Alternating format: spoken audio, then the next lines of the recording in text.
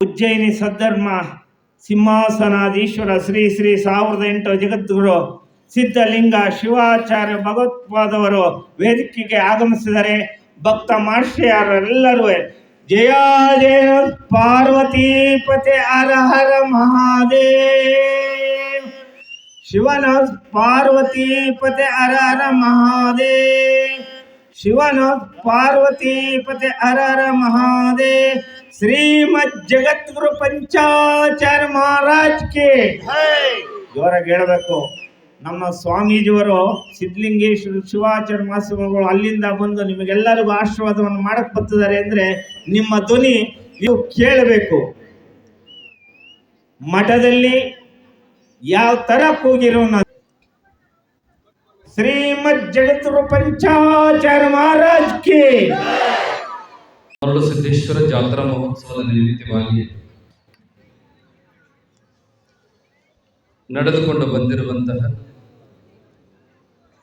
ಧರ್ಮ ಸಮಾರಂಭದ ಸಮ್ಮುಖವನ್ನು ವಹಿಸಿರುವ ಶ್ರೀ ಮಠದ ಶ್ರೀಗಳವರನ್ನು ಮೊದಲುಗೊಂಡು ಎಲ್ಲ ಮಠಗಳ ಶ್ರೀಗಳವರೇ, ಜಗನ್ಮಾತೆ ಗೌರಿದೇವಿ ಅನಂತ ಸನ್ಮಂಗಲಗಳನ್ನು ಅನುಗ್ರಹಿಸಲಿ ಅನ್ನುವಂತಹ ಶುಭ ಹಾರೈಕೆಗಳನ್ನು ಆಶೀರ್ವಾದ ಮಾಡತಕ್ಕಂಥವರಾಗಿದೆ. ಈ ನಾಡು ಸಮೃದ್ಧವಾಗಲಿ, ಸುಭಿಕ್ಷವಾಗಲಿ, ಒಳ್ಳೆಯ ಮಳೆಯಾಗಲಿ, ಒಳ್ಳೆಯ ಬೆಳೆಯಾಗಲಿ,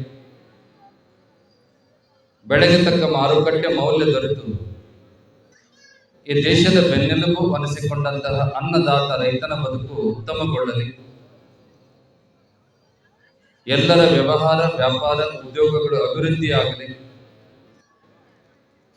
ಕೇವಲ ಧಾರ್ಮಿಕವಾಗಿ ಯಾವ ಮಠ ಕೇವಲ ಸಾಮಾಜಿಕವಾಗಿ ಕೆಲಸ ಮಾಡ್ತದ ಆ ಮಠಕ್ಕೆ ತನು ಮನ ಧನದಿಂದ ಸೇವೆ ಮಾಡುವಂಥದ್ದು ಪ್ರತಿಯೊಬ್ಬ ಭಕ್ತನ ಆದ್ಯ ಕರ್ತವ್ಯ ಆಗಬೇಕು ಅನ್ನುವಂಥ ಮಾತನ್ನ ಸ್ಪಷ್ಟವಾದ ಮಾತುಗಳಲ್ಲಿ ಈ ವೇದಿಕೆಯಿಂದ ಹೇಳೋದಕ್ಕೆ ಬಯಸ್ತೇವೆ. ಯಾವುದೇ ಪ್ರತಿಫಲ ಇಲ್ಲ, ಯಾವುದೇ ಅಪೇಕ್ಷೆಗಳಿಲ್ಲ.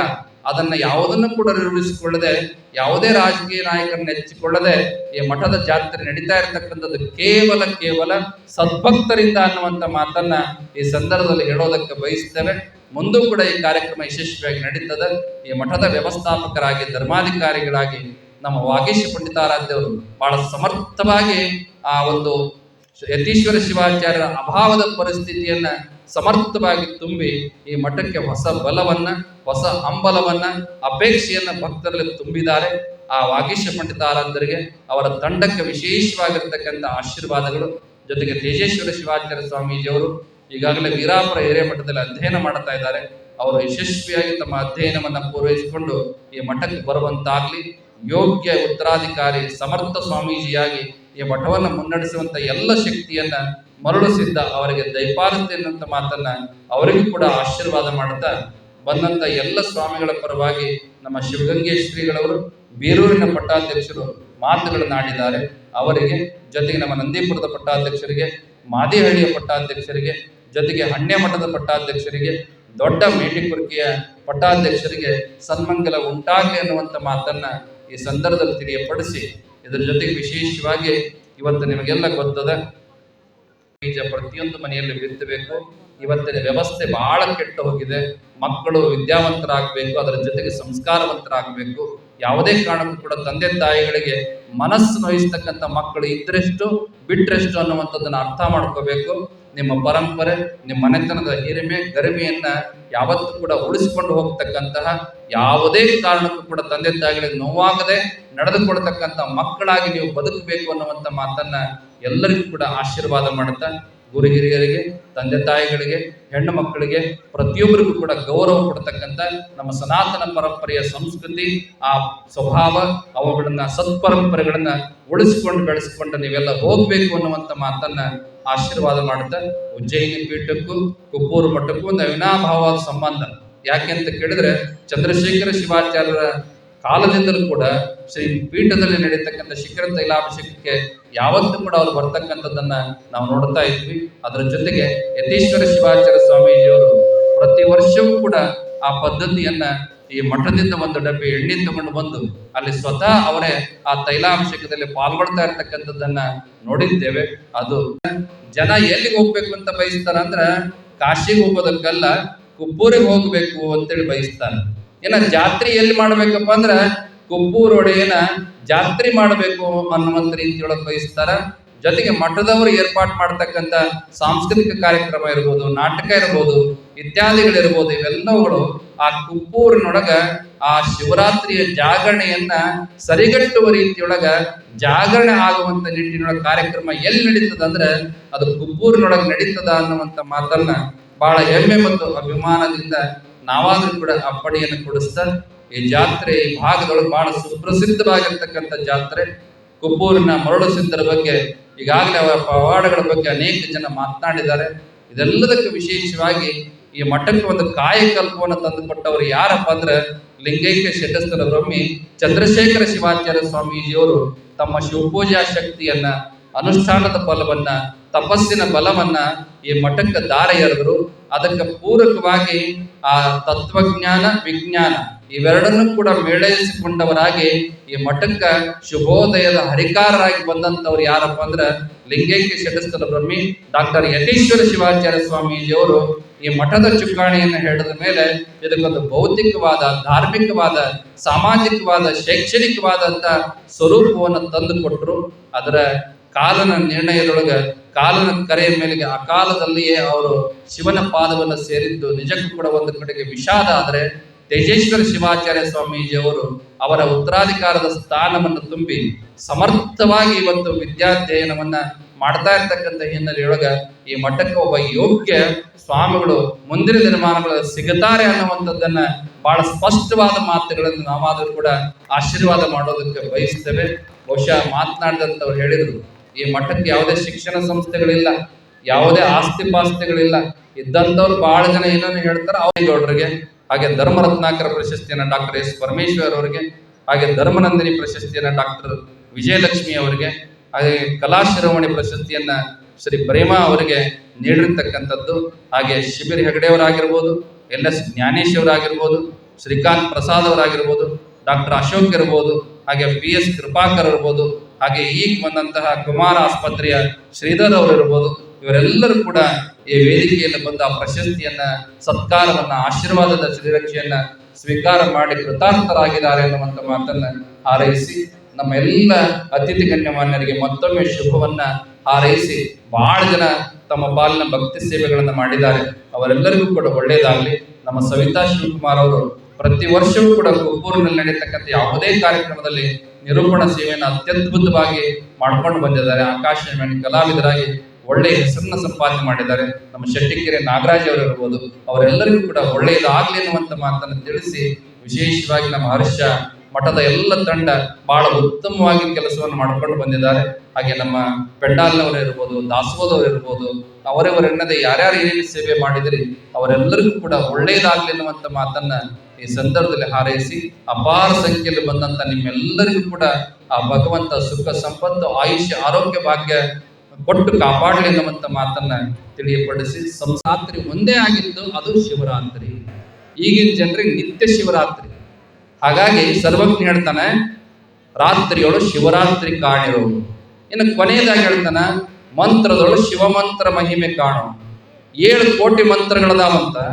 ಅದರೊಳಗೆ ಅತ್ಯಂತ ಶ್ರೇಷ್ಠವಾದ ಮಂತ್ರ ಯಾವುದಪ್ಪ ಅಂದ್ರೆ ಓಂ ನಮಃ ಶಿವಾಯ ಅನ್ನುವಂಥ ಪಂಚಾಕ್ಷರ ಮಹಾಮಂತ್ರ.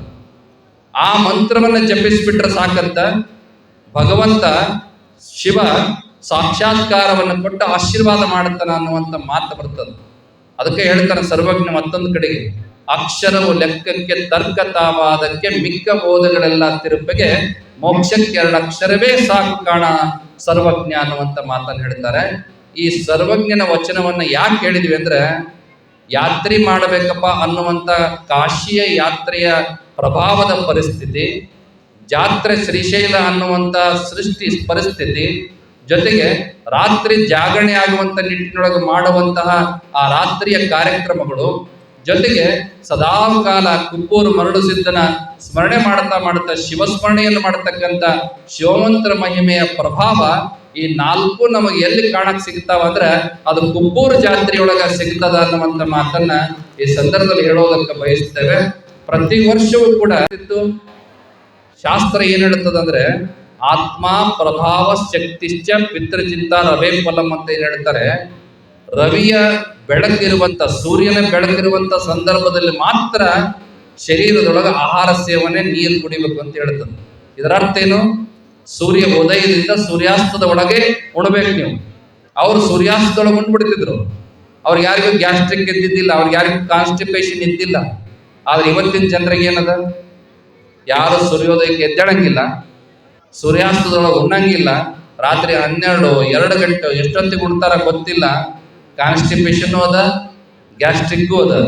ಡಾಕ್ಟರ್ ಹೇಳ್ತಿದ್ರು ಒಂದು ಕಡೆಗೆ, ಭಾಳ ಚೆನ್ನಾಗಿ ಹೇಳ್ತಿದ್ರು ಅಜ್ಜಾರ. ನಮ್ಮ ಕಡೆ ಭಾಳ ಜನ ಪೇಷಂಟ್ ಬರ್ತಾರ. ಹ್ಯಾಂಗ್ ಬರ್ತಾರ ಅಂದ್ರೆ ಹೊಟ್ಟೆ ಹಸಿಯಾಗಿ ಬಂದ್ರೆ ಕಾಶಿಗೆ ಹೋಗಿ ಬಂದಾನ ಅಂತೇಳಿ ಒಂದು ದೇವಸ್ಥಾನಕ್ಕೆ ಕರ್ಕೊಂಡೋಗಿ ಪಡಿ ಹಿಡ್ಕೊಂಡು ಬರುವಂತ ಪದ್ಧತಿ ಈಗ ಬಹಳ ಸೈಡ್ ಆಗಿ ಮಾಡ್ಕೊಂಡು ಬರ್ತಾ ಇದ್ದಾನೆ. ಹಾಗೆ ಯಾತ್ರೆಗಳು ಶ್ರೀ ಕ್ಷೇತ್ರ ಕಾಶಿ ಅಂತ ಸರ್ವಜ್ಞ ಬರೆದಿದ್ದಾನೆ. ಇನ್ನು ಎರಡನೇ ಮಾತು, ಜಾತ್ರೆಗಳು ಶ್ರೀಶೈಲ ಅಂತ ಬರೀತಾನೆ. ಇವತ್ತಿಗೂ ಕೂಡ ನಿಮ್ಗೆ ಗೊತ್ತದ, ಶ್ರೀಶೈಲಕ್ಕೆ ಪಾದಯಾತ್ರೆ ಹೋಗೋರು, ಮಲ್ಲಯ್ಯನ ಜಾತ್ರೆಗೆ ಹೋಗೋರು ಲಕ್ಷ ಲಕ್ಷ ಸಂಖ್ಯೆಯೊಳಗೆ ಅಲ್ಲಿ ಸೇರ್ತಾರೆ. ಯಾಕಂತ ಕೇಳಿದ್ರೆ ಶ್ರೀಶೈಲದ ಪ್ರಭಾವ, ಮಲ್ಲಿಕಾರ್ಜುನಲ್ಲಿರ್ತಕ್ಕಂಥ ಆ ಲಿಂಗದ ಮೇಲಿನ ಭಕ್ತಿ, ಇದೆಲ್ಲದಕ್ಕಿಂತ ಮಿಗಿಲಾಗಿ ಶ್ರೀಶೈಲ ಶಿಖರೆ ದೃಷ್ಟ ಪುನರ್ಜನ್ಮ ನವಿದ್ಯತೆ ಅನ್ನುವಂಥ ಮಾತದು. ಕೇವಲ ಶ್ರೀಶೈಲಕ್ಕೆ ಹೋಗೋರು ಅಲ್ಲಿ ಶಿಖರೇಶ್ವರ ದರ್ಶನ ಮಾಡಿಕೊಂಡು ಹೊರಭಾಗಕ್ಕೆ ಬಂದ್ರಿ ಅಂದ್ರೆ ಅಲ್ಲಿ ಒಂದು ಕಟ್ಟೆ ಅದ, ಕಟ್ಟೆ ಮೇಲೆ ಚಕ್ರಾಕಾರವಾಗಿ ತಿರುಗುವಂತ ಒಂದು ನಂದಿ ಅದ.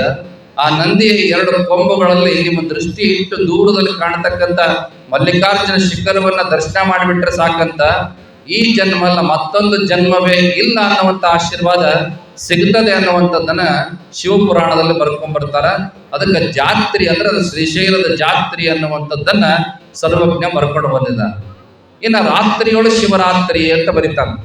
ಬಹುಶಃ ನಿಮಗೆಲ್ಲ ಆಶ್ಚರ್ಯ ಆಗ್ಬೋದು, 365 ದಿವಸದೊಳಗೆ ಜಾಗರಣೆ ಮಾಡುವಂತ ರಾತ್ರಿ ಯಾವುದು? ಯಾವತ್ತು ಮಾಡ್ತೀರಿ? ಶಿವರಾತ್ರಿ ದಿವಸ ಮಾಡ್ತೀರಿ. ಬಹಳ ಸುಳ್ಳು ಹೇಳಕತ್ತೀರಿ ನೀವೆಲ್ಲ. ಹಿಂದಿನ ಕಾಲದೊಳಗೆ ಅಷ್ಟೇ ಮಾಡ್ಬೇಕಪ್ಪ ಅಂದ್ರೆ ಕಾಶಿ ಬಹಳ ಪ್ರಮುಖವಾದ ಪ್ರಸಿದ್ಧವಾದ ಸ್ಥಳ. ಅವತ್ತು ಇತ್ತು, ಇವತ್ತು ಐತದು. ಅದರಲ್ಲೂ ನಮ್ಮ ಘನತೆ ಬಂದ ಹೆಮ್ಮೆಯ ಪ್ರಧಾನಮಂತ್ರಿಗಳು ಕಾಶಿ ಕಾರಿಡಾರ್ ಮಾಡಿದ ಮೇಲೆ ಬಹಳ ಪ್ರಸಿದ್ಧವಾಗಿರತಕ್ಕಂತಹ ಗಂಗಾ ನದಿಯನ್ನ ಶುದ್ಧಿ ಮಾಡಿದ್ದಾರೆ, ಕಾರಿಡಾರ್ ಮಾಡಿದ್ದಾರೆ. ನಿತ್ಯವೂ ಕೂಡ ಲಕ್ಷಾಂತರ ಮಂದಿಯಲ್ಲಿ ಭೇಟಿ ಕೊಡ್ತಕ್ಕಂಥದ್ದನ್ನು ನಾವು ನೋಡ್ತಾ ಇದ್ದೀವಿ. ಅವತ್ತಿನ ಕಾಲದಿಂದಲೂ ಕೂಡ ಕಾಶಿಯನ್ನ ಬಹಳ ಪುಣ್ಯಕ್ಷೇತ್ರ ಅಂತ ಕರೀತಿದ್ರು. ಯಾಕಂದ್ರೆ ಕಾಶಿ ವಿದ್ಯಾನಗರಿ, ಜ್ಞಾನನಗರಿ, ಗಂಗಾನಗರಿ, ದೇವನಗರಿ ಎನ್ನುವಂತ ಪದವಿಯನ್ನ ಹೊಂದಿರತಕ್ಕಂಥದ್ದು. ಯಾಕೆ ಕಾಶಿಗೆ ಅಷ್ಟು ಪ್ರಾಮುಖ್ಯ ಹೇಳ್ತಿದ್ರಂದ್ರೆ ಕಾಶ್ಯಾಂ ವಾಸಃ ಗಂಗಾಂಬ ಕಾಶ್ಯಾಂ ಮರಣಾನ್ ಮೋಕ್ಷ ಅನ್ನುವಂತ ಮಾತು ಬರ್ತದೆ.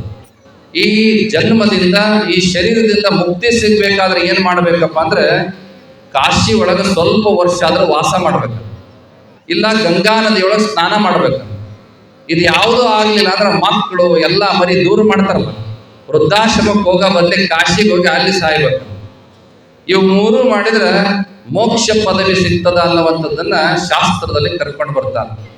ಅಂತ ಪ್ರಸಿದ್ಧವಾದ ವಿಶ್ವನಾಥನ ಕ್ಷೇತ್ರವನ್ನ ಯಾತ್ರೆಯನ್ನ ಜೀವನದೊಳಗೆ ಒಮ್ಮೆ ಆದ್ರೂ ಮಾಡಬೇಕು ಅನ್ನುವಂಥದ್ದು ಪದ್ಧತಿಯಲ್ಲಿರುವಂತ ಮಾತು. ಜೊತೆಗೆ ಮೊದಲಿನ ಕಾಲದೊಳಗೆ ಮದುವೆ ಆಗಬೇಕಪ್ಪ ಅಂದ್ರೆ ಎಲ್ಲಿ ಓದಿ ಬರ್ಬೇಕಾಗಿತ್ತು ಅಂದ್ರೆ ಕಾಶಿಯೊಳಗೆ ಓದಿ ಬರ್ಬೇಕಾಗಿತ್ತು. ಅದಕ್ಕೆ ನಮ್ಮ 21 ಸಂಸ್ಕಾರಗಳಲ್ಲಿ ವಿವಾದ 10 ಸಂಸ್ಕಾರಗಳಲ್ಲಿ ಕಾಶಿ ಯಾತ್ರೆ ಅನ್ನುವಂತಹ ಒಂದು ಸಂಸ್ಕಾರವೂ ಕೂಡ ಇರುವಂತದ್ದನ್ನ ನಮ್ಮ ಪುರೋಹಿತರಿಗೆಲ್ಲ ಅದು ಗೊತ್ತದ.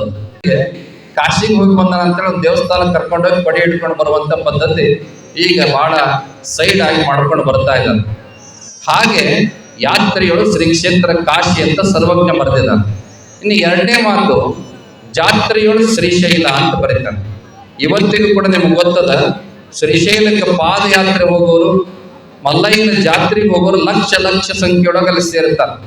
ಯಾಕಂತ ಕೇಳಿದ್ರೆ ಶ್ರೀಶೈಲದ ಪ್ರಭಾವ, ಮಲ್ಲಿಕಾರ್ಜುನಲ್ಲಿರ್ತಕ್ಕಂಥ ಆ ಲಿಂಗದ ಮೇಲಿನ ಭಕ್ತಿ, ಇದೆಲ್ಲದಕ್ಕಿಂತ ಮಿಗಿಲಾಗಿ ಶ್ರೀಶೈಲ ಶಿಖರೆ ದೃಷ್ಟ ಪುನರ್ಜನ್ಮ ನವಿದ್ಯತೆ ಅನ್ನುವಂಥ ಮಾತದು.